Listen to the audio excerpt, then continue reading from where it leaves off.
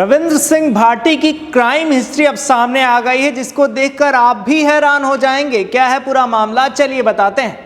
रविंद्र सिंह भाटी आजकल अपने criminal history को लेकर चर्चा में बने हैं। रविंद्र सिंह भाटी का नाम तो आज आप जो है सब जानते हैं, लेकिन क्या आपको पता है कि ये आदमी पुरानी क्रिमिनल हिस्ट्री की वजह से अब मशहूर हो रहा है।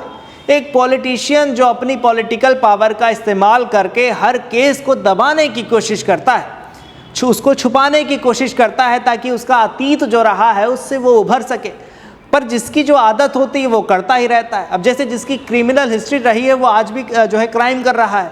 जैसे रविंद्र सिंह भाटी को ही देखिए, भाटी पर एक साल में 3 मुकदमे बाड़मेर में, जैसलमेर में और बालोतरा में दर्ज हुए हैं। अब इसकी जांच CID-CB ने शुरू कर दी है।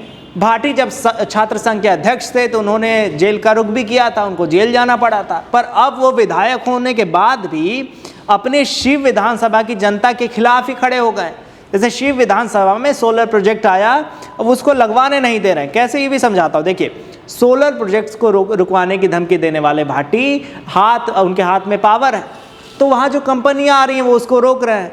अभी इसका कारण क्या है ये तो वही बता पाएंगे, पर शिव विधानसभा में जिस तरीके की घटना हो रही है बेहद निंदनीय है। वहाँ के विधायक के द्वारा ऐसा काम किया जाना बेहद निंदनीय कहा जा सकता है, क्योंकि जब वो चुनाव लड़ रहे थे तो जनता इसी बात पर विश्वास करती थी कि भाई ये युवा हैं, हमारी विधानसभा के लिए काम करेंगे।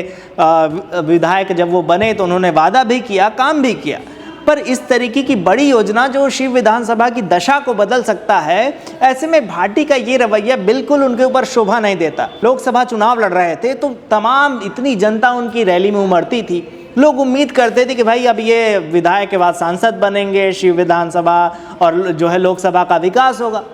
पर जब इनकी सच्चाई सामने आई कि हर साल, बताइए अभी 1 महीना भी नहीं हुआ 3 केस इनके ऊपर दर्ज हो गए। इसके पहले विजय छात्र संघ के अध्यक्ष थे तो पता नहीं कितने केस रहे, इनको जेल भी जाना पड़ा। पर अब इनकी सच्चाई सामने आ रही है तो वो बताते हैं कि भाई मैं किसी से डरता नहीं हूँ। अब इस तरीके की भाषा किसी विधायक के ऊपर शोभा नहीं देती है। आप अपने विधानसभा में काम करने के बजाय जो बाहरी कंपनियां आ रही हैं वहाँ पर इन्वेस्ट करने के लिए आप उन्हीं को रोक रहे हो।